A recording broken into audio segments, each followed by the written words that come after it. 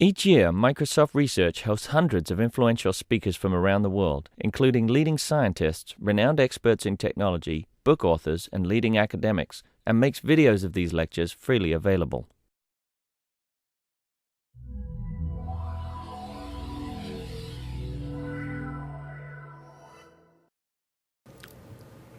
Okay, thank you very much for waving back to me. I'm Ben Lifshitz, so welcome to another meeting of our JavaScript book club, or whatever we have here. We have an exciting visitor today, Jan Wittig, who is visiting us from Purdue University. He'll talk about a couple of recent results in the JavaScript space. All right. Okay.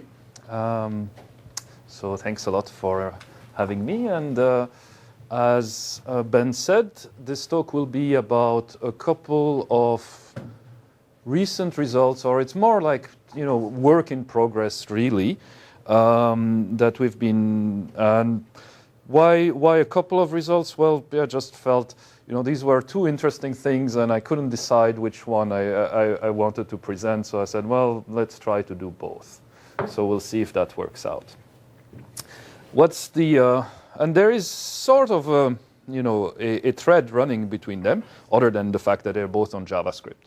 So let's start. So the first part of the talk is work that we did on trying to understand how the eval operator of the JavaScript language is used. So JavaScript has a way to turn a random piece of text into executable code.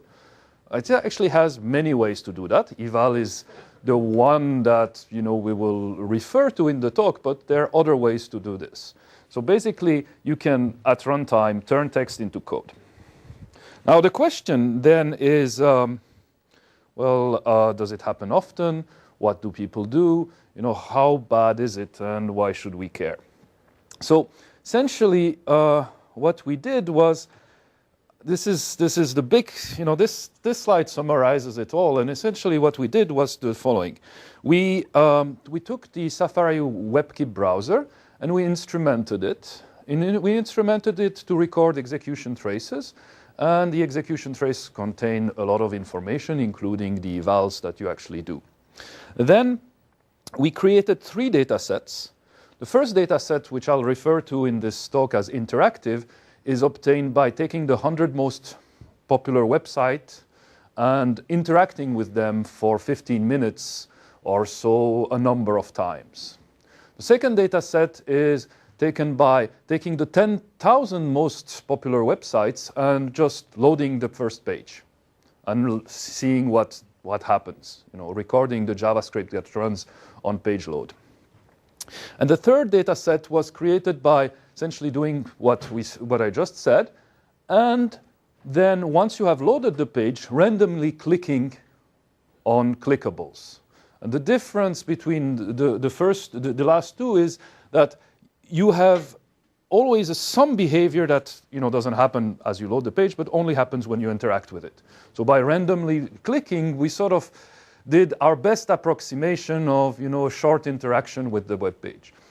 And so out of this, the two numbers that should jump out are 91 and 59. So 91 is, out of 10,000 web pages, 91% of them use JavaScript. So if you need convincing that this is important, well, 91 is the number that you should use. And and 59 is the percentage of websites in our interactive data set that use eval. So the majority of websites written in JavaScript, most of the internet uses eval. That's sort of the takeaway. So can't ignore it. Can't ignore it. And so one of the other results we got out of this is we have this database now of, this is maybe 300 megabytes of eval strings that we collected. So large numbers of those. So maybe I should motivate this a little bit further. Say, well, why should we care about evals? Well, there's two reasons, and the reasons are performance and security. So I'll argue for both. So let's say we want to ignore eval. What happens? Well, here's a result we got in some other work we did with people I can't name. This is Firefox behavior, and this is the speed up of Firefox over time on the standardized SunSpider benchmark. So what this tells you is Firefox 1.5, from 1.5 to 3.6, you have a 13-fold speed up in performance, which is wonderful, right? And then you look at the performance on a real website like Amazon. There's a 3.1 speed up. And more importantly, after Firefox 3, it's basically flatlined. Okay? So what does this tell us? Well, it tells us there's probably something wrong with the benchmark. I mean, if this is representative, and it actually is, okay? And what is wrong with the benchmark? Well, the benchmark is static. It is, loops and traditional control flow. This guy is doing the Amazon website, so using eval, it's using all sorts of dynamic features. So ignoring how people actually use the features of the language is going to give you wrong results if you care about performance. So you can't do that. So that was half of the motivation. The other half of the motivation for looking at eval is one of security. So here's an example of what people do with eval. So imagine I have a programmer that wants to access the message field or some field of an object called resources. And for generality at development time, the programmer doesn't want to fix which of the many message fields is going to be accessed. So it's sort of what the programmer has in mind is that at the end of the day, we will concatenate this string with some other string to form something like resources.message_hello. That's the programmer's model here. And of course, if what we, this is just string concatenation, I could also do something like this. I could say, this is resources.message_method invocation files.delete all. So what will happen here is, assuming there's such a thing as a file object that has a delete all method, we'll evaluate the argument of the method, we'll call the delete all, it'll do something, and then we'll find out that the resource object doesn't have a message method, and we'll return undefined. So both of these were fine pieces of JavaScript code that through eval give you behavior that sometimes may surprise you. So in this case, the programmer, being careful, implemented a validate method, which hopefully will segregate these two cases. It will parse the input string and make sure that the input string does not actually delete your files or do whatever it is you don't want it to do. Of course, this is really dumb code, because in JavaScript, you could have done this much more safely by writing this. So in JavaScript, any object is a hash map, so I can just create a selector by concatenating two fields, and there's no use of eval. I'm not invoking code, not compiling, generating anything. So much safer, could have been done another way. So bottom line is, eval is one of the sources of security breaches, and it's also part of what makes it hard to compile JavaScript efficiently. So the questions we wanted to answer are listed in no particular order here. And so we wanted to know, well, does eval occur frequently in the real world, not in the benchmarks? Does it occur, are there many eval sites in your program, or is it only one place?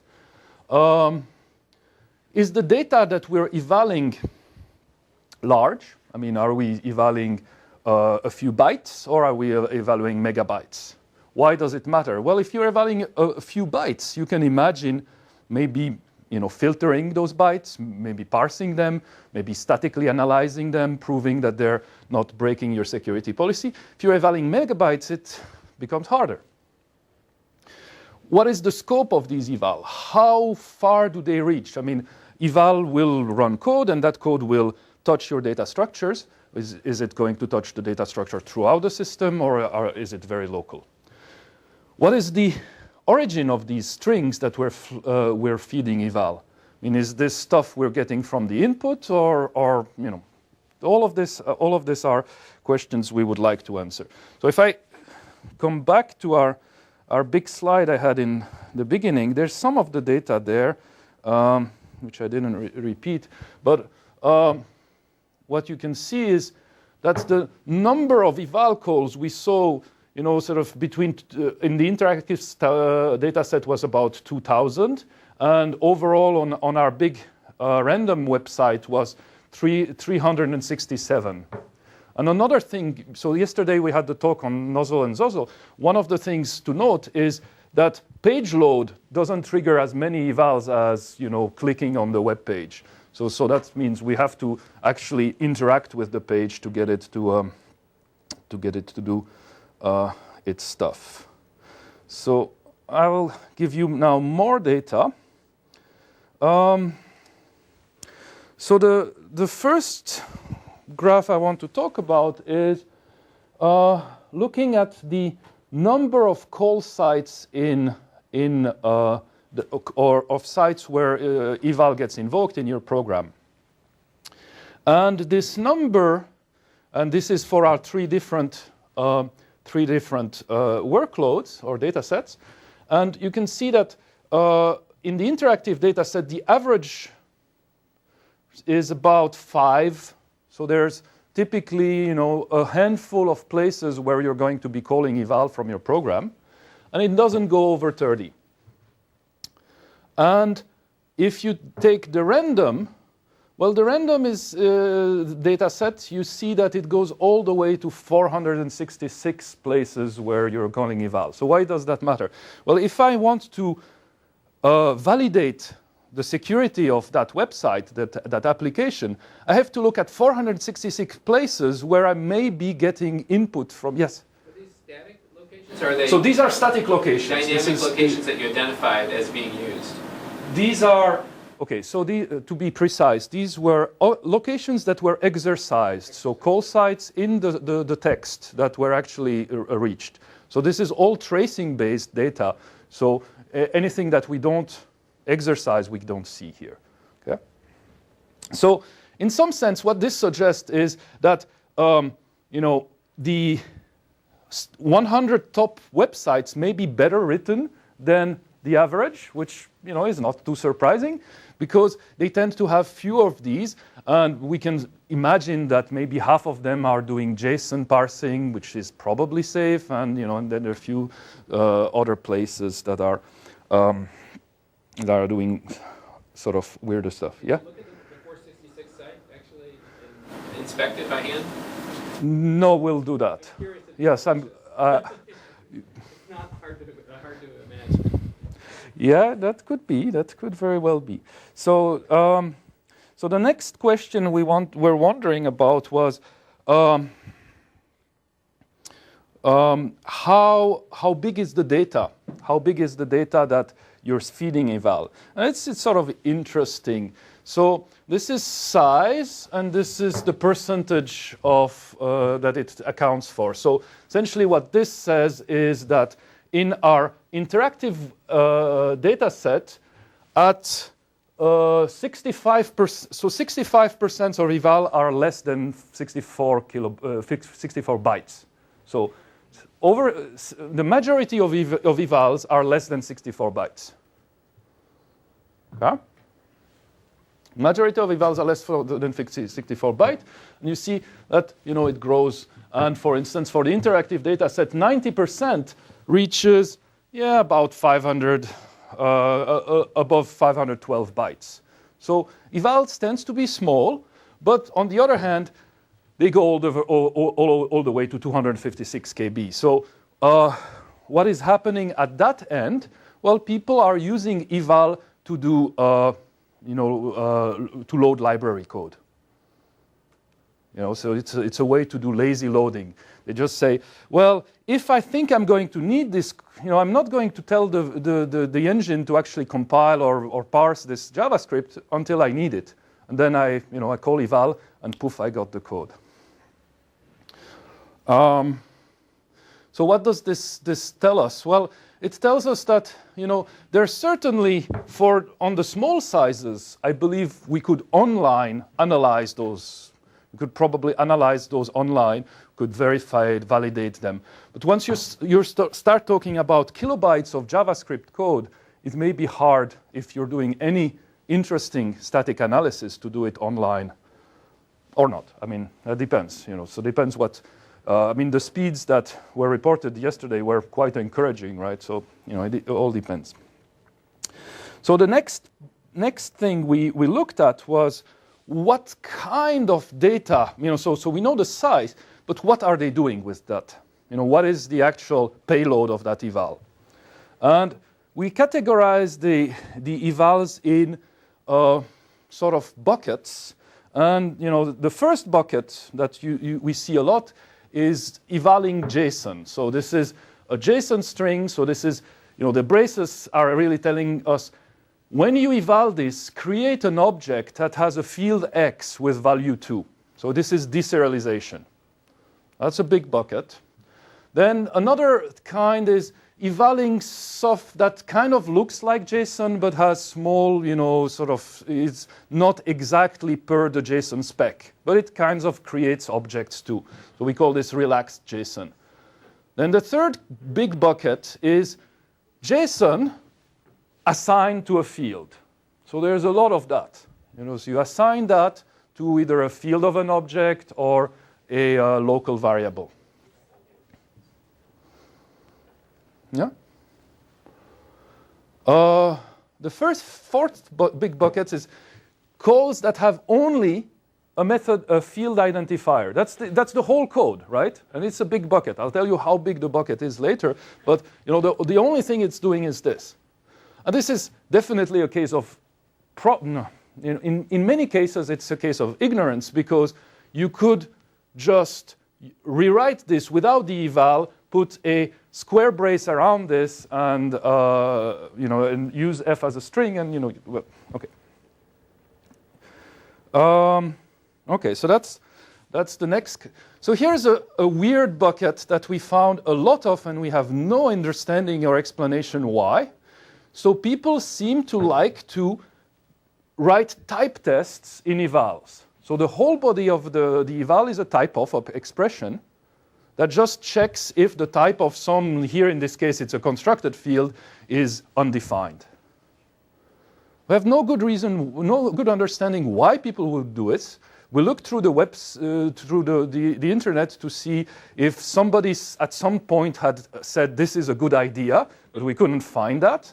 And it's not even the right way to do this, because you could say, this field is in, well, you could say, you can use the there's a keyword in JavaScript that lets you test if something is present in an object. Next bucket, which is also weird, is this. So this is actually occurring enough that we found it worthy to mention, and it is a piece of code that tries, that throws, and the order of evaluation is assign 14 to global variable v, okay, throw an exception, catch and discard it, move on. Okay. So this whole thing could be replaced with v equals 14, or eval v of 14 rather. So there's one tiny thing is, when you're evaling, you're in global scope. So there's a scoping issue. But other than that, the try and catch seems slightly unnecessary. Then a big bin is calls. So people have an eval that is doing only one thing, which is calling a method passing an argument. And then there's these library loads. So then when this is cases where you're loading a bunch of functions. And finally, there's a bin for other, where you're doing a combination of those, and we just couldn't categorize it. Yes? How many of these are completely string literals, like completely useless? And how many of them are like the original validate example you had? So the question is, how many of the arguments, so all of the arguments I gave here were string constants, just for the example, right? And the question is, how many times is this exactly what happens? And we'll see that in a bit, some number. And I'll give you, I have a graph for that. Do you have a percentages on those categories? Right. So we're getting there. So there's more data, and I'm sort of simplifying some just for due to time. But basically, the call bin, the one where you do a method call, is the highest. JSON comes next. Then the bin with other stuff. And then it sort of decreases slightly. So this is, so you know, we're showing calls are 100,000 occurrences. JSON are about 80,000 occurrences, and it goes down. Oh, I didn't say that we found a number which were either empty strings or, you know, actually, you know, either white spaces or empty strings. All right. So that is the dynamic. So this is the so these numbers are the number of strings fed to eval in our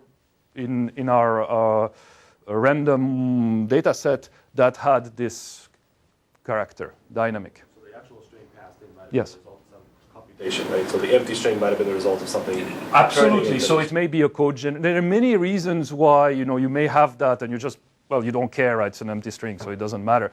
But it just looks ugly and silly when you're looking at them from the outside.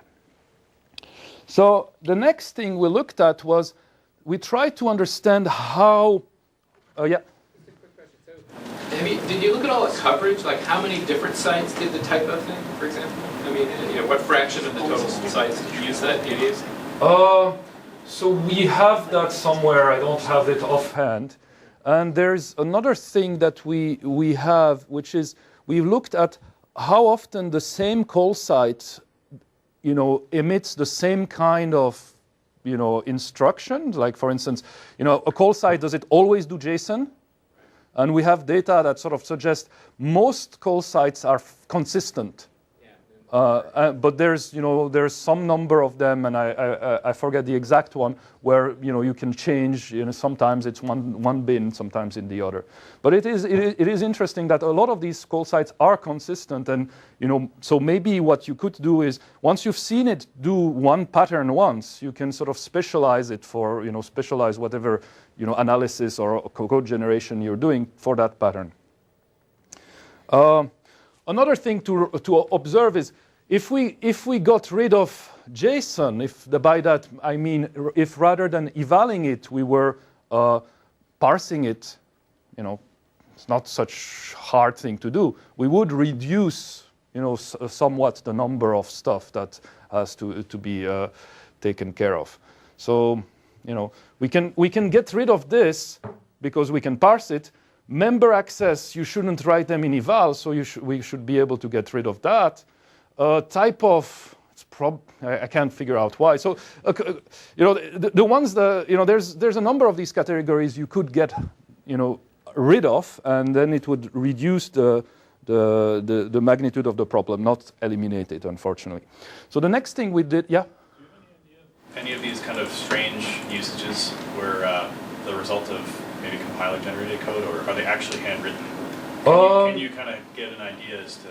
So I mean, to some extent we could. We didn't, but we could, because you could look at the code and try to figure it out. We don't have. I mean, clearly, out of those 10,000 pages, there's a bunch that are auto-genned, but yeah.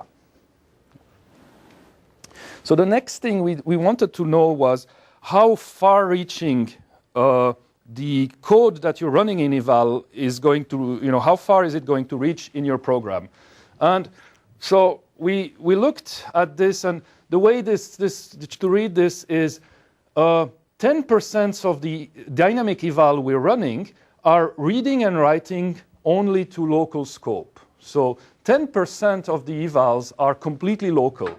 So say JSON would be probably a case of stuff that should be completely local. It's creating a new object and it's storing to the fields of that new object. Okay? So that's, in some sense, it's safe from a security standpoint, right? It's neither going to endanger secrecy or integrity. Then there's like 60% that is writing to local and reading from the global scope. That means, well, at least one bit of global data was read during the eval. But the nice thing is it's only writing to local. So like 60% is not going to endanger integrity, but it may, get a secret out of you. And then there is about 9% that is writing and reading global values. And I would be probably a little bit leery of that, right? That does not look good. So the next thing we did is we took our bins and we R stands for? Write and read. That's a typo. That's a typo. What's the M? You don't want to know. Okay, I'll tell you. So what we were trying to do is say L means you're reading local variables in your call frame, and M means reading variables in sort of the call stack, but it's not that important. So the next thing we did was we took our bins and we tried to see where do the strings that you feed to eval come from per bin.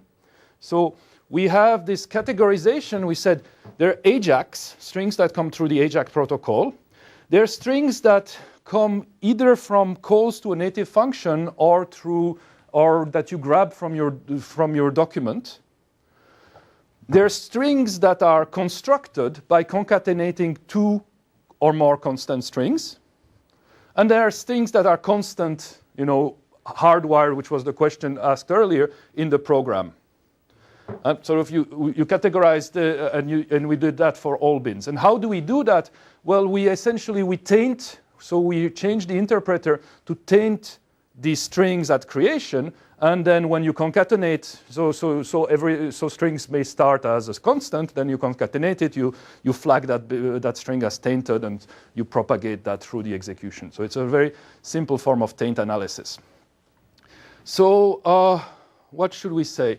Well, like for one thing, there's very little AJAX anywhere.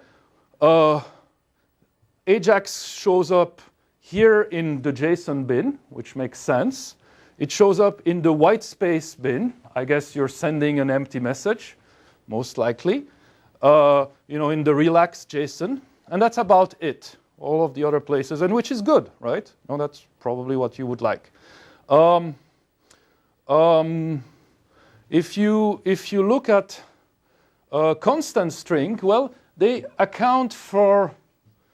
show up in JSON, so there's some amount of JSON that is constructed out of constant, but they account for 50% of cases where you're accessing a single variable. So the code had eval x in it, right?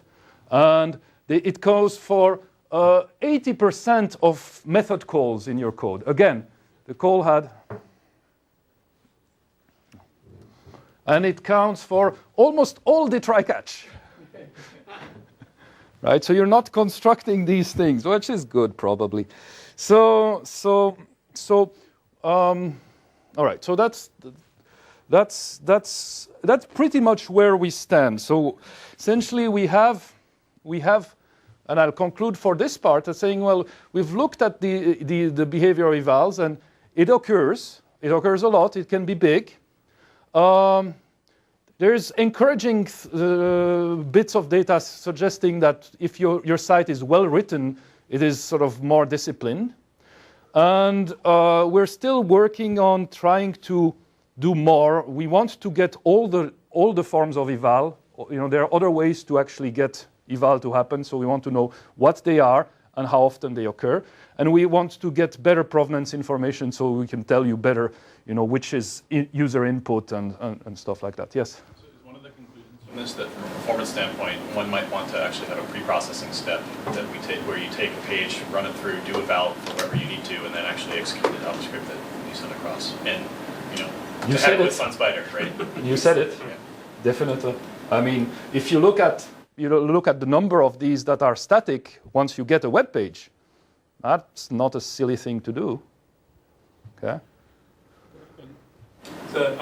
With the analysis that you did, would that have tracked renamed eval, where someone will assign eval Yes. to a variable? And Because we're in the browser, Sure. so as long as you end up in the eval, we would have caught it. Yeah. Did you look at all the document.write in terms of its uses? So that's the other forms of eval, and we'll have that data soon. So it's coming. So do you have a sense of the distribution of the other forms? Not yet. So Okay. so we're running the experiment now. So we just Yeah.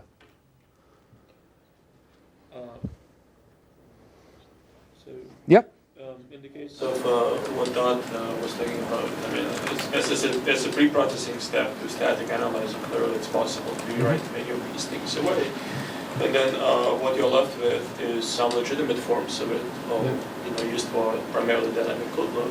Right? You still have to worry about it. So what's your overall feeling about where this is going? Do you feel like we'll basically eliminate a bunch of these things and then have legitimate dynamic code loading, maybe through some kind of recognized primitives, and that will be that, or will there be more complexity? So I guess the question is, if we remove JSON, if we remove the trivial cases, how many things are people doing with eval that they couldn't do otherwise?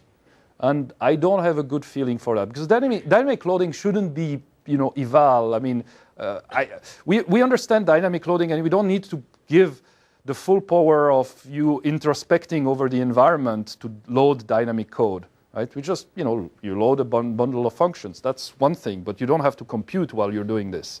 So there is likely to be some core where you need it, and I'm not sure what will be left, but we could whittle it down.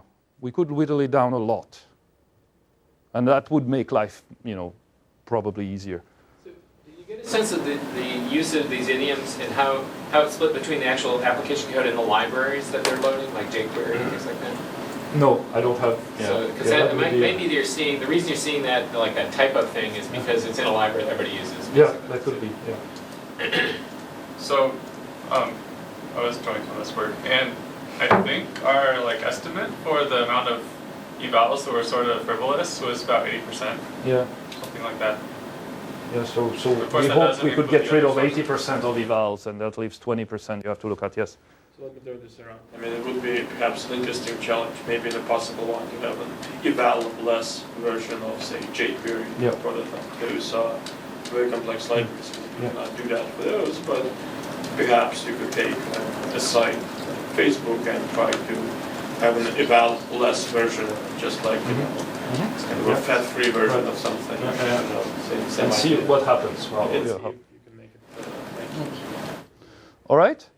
So I'll move to the second part, which I'll go through faster because we've taken more time than I planned.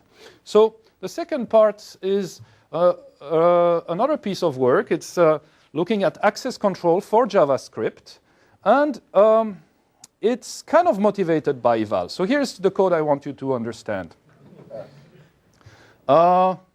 And well, this is the MySpace worm. Okay, and if we had to focus on two lines, give me 2 lines, 2 lines, 2 lines. On 2 lines, you need this. This is the part you really need to understand. So this is the worm, the MySpace worm. So what was going on? So somebody wanted to attack MySpace, and in order to do that, so MySpace used to be a popular website. I mean, you may be familiar, and they were using so the attacker wanted to use JavaScript and to attack it, and he found that, well, MySpace was filtering. So they were looking at the data and they were sort of doing pattern matching, and they would throw away JavaScript. But the reason I said that it's a two-line is there's actually a line break at the end here. And the filter that MySpace was using considered the word Java and script as two words, which makes sense. It's Java, new line, script. Now, of course, the browser built by some company considered, but there are actually several browsers built by a number of companies, considered Java, the new line, to be not a significant character. So for the browser's perspective, Java and script became JavaScript. So that's part of the attack. So they managed to get JavaScript recognized, and then you could have code. But the problem is this was already quoted twice, so they ran out of quotes. So they used eval because they needed quotes for doing stuff inside of the code. So they used eval to grab another part of the HTML page, this expression here, and run that code. So eval was needed, browser differences were needed. Another example from the same worm is, in order for the attack to work, they had to send the document, they had to send the web page. The MySpace was looking for the word inner HTML and not looking for the two-string inner and HTML that could be computationally added, and that was the attack. So basically, what's the problem? The problem is we're running untrusted code in our browser, and we want to secure it. And one way to secure it is to try to filter the code you're given. But as I've shown, the presence of eval makes it very hard to find static methods to filter that code, because the code can be constructed on the fly, and life becomes hard. So this project that I will try to talk to you about attempts to provide security for one part of this problem. And here's my example. So this is a page, a web page, from some news agency that you may choose to trust or not. But assumedly, if you're going there, you have some expectation that they're not going to attack you. So there is a trust relationship between you and them. But on this web page, there's these two bits here, which don't belong to CNN. They're ads. And the code that these ads is running is coming from another code provider, which actually sometimes offloads even to another provider. So the code comes from God knows where. Well, actually, for this page, we were loading places from all these URLs. Some of them make sense, others don't. Okay? So the problem we're looking at is you're running a piece of code that is composed from different origins. There is one source, CNN, which is the trusted source, right? At least in news. And then there are other places which may not be as trusted. So the question we were trying to solve is, can you provide security from those ads, those little bits of code that you get merged into your content? And it's really an access control problem, right? Because what you want to do is control what the JavaScript that is loaded through these ads can do and restrict it. And there have been a number of attacks that have used ads to endanger the security of your server. So the project we call JSLocker, because the internet is a minefield, and our goal was to protect users from untrusted ads with the constraints that we don't believe we can change the code that is out there, so it has to run unchanged code, but we allow ourselves the freedom to mess with the browser. So we sort of say, sure, we can change the browser, you can't change the code that's out there. What can we do? How far can we get? So in terms of a problem statement, you can think of the problem as really being coming from the fact that a web application is really code that comes from multiple sources. each of these sources is a principal, and they're manipulating objects, they're manipulating resources, your shared memory locations, and what we want to do is control how they manipulate those resources. So it's an access control problem. And in an access control setting, you have two questions to ask. What is your access control mechanism? How are we going to monitor access to data? And what are the policies? How do you define who's allowed to do what? So we propose a solution for both of those. So to simplify things, let's assume there are only two principles. There's the web page, the host page, which we trust, say CNN, and then there is the untrusted code, the ads. For simplicity, we'll just take two principles. And your resources, well, are your objects, your functions that you're calling to call on them. And what we propose as a mechanism is what I'll explain, something we call delimited histories and revocation. And as policies, we're going to have predicates that can be written by users over these histories and revocation. So how does this work? Basically, you're faced with access control decisions of this kind. So you're running in JavaScript, and you get to a point in the code where you see somebody is trying to store a value into the field of, let's say, the global object, let's say. And this is an operation that is done by the untrusted part of the system. So the question is, do we allow this or do we reject this? Okay? Well, if I see only this, it's very hard. I don't have much context.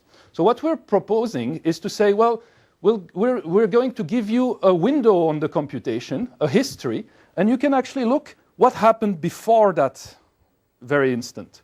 So at time t-1, you see the code was incrementing a counter. Yeah, that still looks pretty safe. And if you look at instant t-2, you'll see that the code read some user data and stored it into an M. So what this is doing is it's reading something, say some secret, and then putting it in a globally visible object. So now you have enough context, if you see all of this, to make an access control decision. Okay? So the idea was of JSLocker is to say, well, we're going to record histories of computation performed by the untrusted code, and then but then at some particular point in time, we're going to run a predicate over this history that will tell us this is valid or this is a security violation. So here's an example of a predicate, which is the send after read policy. And the send after read policy says, when you want to check a history, look at the history in order, see if there was a read of data that didn't belong to the untrusted principal. And if there was a read, remember that, and see if there is an attempt to communicate over the internet. And in the case a read preceded it, stop. So very simple. If you've read a secret, we're not going to let you talk on the internet. Simple policy. So the question then is, what does it mean to stop? Well, we could just stop the computation, but what we propose is a mechanism closer to transactions, which is to undo all the effect performed by the history. So, and the reason is, well, you know, if I just stop here, now I have a part of my state that is inconsistent. I've incremented some stuff, and I would like to clean that up. Or maybe what I did is, if I stop here, well, I still had the opportunity to register a function, and I'm polluting the global namespace. So we want to be able to clean if we detect somebody is untrusted, we want to undo its effects. So block the whole app. Sorry? Why don't you block the whole app? Well, once we to do that, we block everything. Right, we can block it, but we want also to undo what it has already done, because we already executed this is not static analysis, this is runtime. So we have a history of what you have done in the past. So now we are going to undo that history. So that's basically the thing. So we have a mechanism for, in the browser, recording histories of untrusted computation, and at particular points of time, we'll validate that history, and either we accept it and we say you can keep on, or we revoke it and we'll undo you. And there's a couple of odds and ends. We have to define what is a history start and what is a history end. When do we start recording? So what we do is we tag every object by its source. So if you download something from an ad, it gets tagged as untrusted. And whenever you call a method of an untrusted object, we start a history. And when you leave that method, we end the history. So we know when you're executing untrusted code. And whenever you create new objects, we're going to tag them as well. And at the end of a history, we're going to run the validation code. And if it succeeds, then you're fine. If not, we'll undo what you've done during that piece of execution. There are cases where in the middle of a history, you may be trying to communicate. You try to send something on the internet. So what happens then? Well, we support a form of eager validation. We know that the history is not over, but we're going to let you decide whether you want to kill the computation right now or not. Eval, so this is where we come back to eval. So one of the danger is eval could be used to get trusted code to run a string that was created by untrusted code. And that would defeat our mechanism. So what we say is, if you're running an eval, we're considered as untrusted. And all evals are run with history recording and potential unrolling.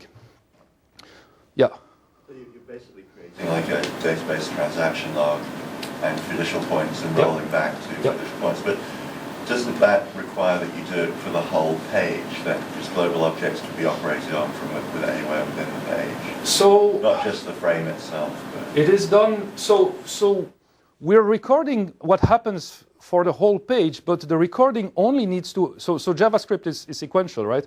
So it's only when you start executing an untrusted object, an object that was loaded or created.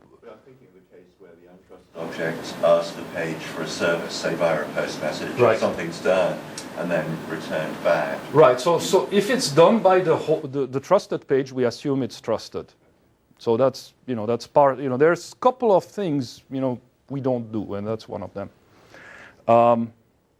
So we implemented this in WebKit in Safari browser. It's about 5,000 lines of changes spread over 29 files.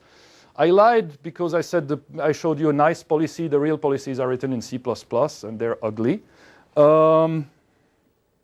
We validated this on real websites. So our validation was done as follows. We took 50 websites, and we ran them with the empty policy. So the policy that always says yes. And as expected, 50 websites ran fine with the policy that always says yes. Then we ran the websites with two other policies. One which says you're not allowed to update global variables. You can create new ones, but you can't update a variable that somebody else created. So that's the add-only policy. And what we show here is that 36 websites ran just fine with that. There were 8 websites where we worked as a very good ad blocker. So the ad just disappeared, which from a user standpoint is great. From the websites, probably not acceptable, because they rely on these ads being displayed for their benefit. 5 websites were kind of partially working, and 1 completely died. So a more interesting policy, I think, is the send after read that I described. And there, what is interesting is 42 of our websites just worked fine with this. So that means the ads never read a global, piece of information and then communicated on the internet. In 7 cases, we saw ads that were trying to send data that they had read, and in 1 case, so we were an ad blocker in those cases, and in 1 case, the behavior of the website was not working properly, yes. Was it data that they actually read that they tried to send back, or just the fact that they had read In this data? case, just the fact that they had. So a better, so you can sort of imagine, since we're keeping track of the computational history, we could do better than that. This is just the simple-minded, if you've read, we're not going to let you write. Yes? So did you look at Google Analytics, what it does? It seems like it's included in many, many websites, and I'm curious if it violates these policies. So there are some things that I don't remember about Google Analytics, but I remember there are some cases where there were things that that we had to just whitelist and say, yeah, you're sure. Well, we'll not, we're loading this, and because part of it comes from the source where you got the data, and some websites use other servers for their source, and we would treat their own code as untrusted. So there's some issues there. Lastly, I want to say performance-wise, the overheads of doing this are mostly in the 11 and 13% range, okay? And, of course, there is one site here which runs at 106 slower, is 2 times slower. And why? Well, because most of it is run through eval. Okay? So the only thing it's doing, it's creating code and evaling it. And this is trusted code run by the trusted part of the website, but as I said, our policy is all evals are considered evil, and that's why we get the massive slowdown. Yeah? So it seems like, so this overhead, what policy? Yeah, right. What policy was it? This was probably the empty policy. We were looking at the logging and just the overhead of keeping track of the histories. I don't think it was evaluating the actual policies themselves. Yeah. I think going back to the previous slide, my first reaction is that if you compare this to code rewriting strategies like let's say like Caja and Web Sandbox, then these are fairly low overheads. Yeah. Those tactics incur overheads on the order like of 20x. If you compare this to browser-based instrumentation and enforcement of policies, this is really quite high because we've seen overheads in that space that are under 1%. So you get a lot. So I think it is high for. There's potentially two things to say. One is we keep a lot of data, so it's doing quite a lot of actual recording. Secondly, we haven't optimized it at all. So yeah. So I think all I want to say with this is websites that are not eval based entirely don't slow down to a crawl. And even if you're doing only evals, so this is really the worst pathological case where we record everything and you have a 2x slowdown. So that gives you a range for a naive implementation. This is what you get. The performance was not what we were after, so I don't want to make too much of a point of these numbers. So to conclude the talk, I'd say there's different ways to do security for JavaScript. You can try to filter the text. You can try to rewrite, or you can try to integrate yourself in the browser. And what we're sort of arguing is the integration in the browser is probably the safest because that is where you have all the information. You can't be tricked by parsing errors. You really are in control of what's going. We believe that delimited histories are quite nice and powerful, and there's more things that we believe we could do. For instance, if we combine them with some static analysis, we believe we could get information flow out of them. And revocation is an interesting mechanism because it allows us to speculate over trust. We can say, well, we'll trust you, and if it turns out that we shouldn't have, we can undo what we can take that back. So this work was done by these fine gentlemen. So Brian, who was at Purdue until recently, Christian Hammer and Gregor Richard, which some of you have known. And that's what I had to say today.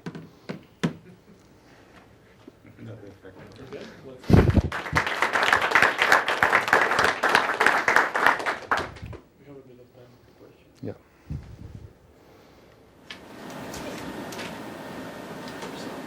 Yep. So I'm curious, have you looked at all of what the information was going back was? It seems like this would be a nice mechanism that you could just make available to people in general to find out what kind of privacy stuff is leaking from their websites. I mean, you don't have to revoke this. You could just sort of say, oh, now that we know that you communicated, we can look at the history and trace that info because we have its whole provenance encapsulated there. No, we haven't done that, but it's a. Even if you had to whitelist these things, I mean, it'd be useful to see, what was going through there, right? Because a lot, I suspect in our evaluation, a lot of the broken cases are false conflicts, right? You read something, but that's not what you send out, right? And we just didn't, carefully enough analyze this to check that there wasn't a. So our false positive rate is, probably unacceptable at this level in some sense, but. No, it's just... Well, one thing that Microsoft has had to deal with over the years is the degree to which any leaked information. So there was a big stink about the media player at one point, where it was sending back two different pieces of information to two different sort of sources. That when you combine the two, you could figure out what the person's movie viewing history was, whatever. And it was a mistake. There was no intention to sort of correlate these two, but some privacy guy figured this out and got, and it caused a lot of, and we changed our policies, which is probably good. But, one thing about the browsers is that, there's all this JavaScript running in every website you visit. Yeah. It's collecting all this data. And people now just have no clue about how much information they're giving up and, what source. And I think, the lack of isolation in JavaScript means that, even an ad can potentially get at data that it shouldn't. So I mean, you can trust CNN to some extent, but all of the other sites, you've never heard of them, right? They're just, I think in that space, if you really want to go into the bubbles of the browser and runtime, one interesting idea is to look at the quantitative information flow, which is something that's been around for quite a while, but well, in my very biased opinion, hasn't found a good application. But here you could build a utility that would say, well, this site is leaking 27 bits, whereas this site is only leaking 2 bits. And that could be used as a little, browser plugin that would sort of say, well, you maybe take that into consideration. Well, yeah. Okay, so that's exactly where that work started. So the NSF grant that funded this work was about, can we find information flow doesn't work. It's useless. We know that. You can't program in it because even checking my password is leaking a bit. But it's only leaking a bit, right? So we should be able to sort of, so that was the idea. And, this is where we are right now. So as I said, work in progress. Yes? It's definitely valuable for looking at user input and whether that's then being transferred. Yes. Because phishing obviously is the big thing to stop attacks. Yeah. Okay, all right. Thank you so much.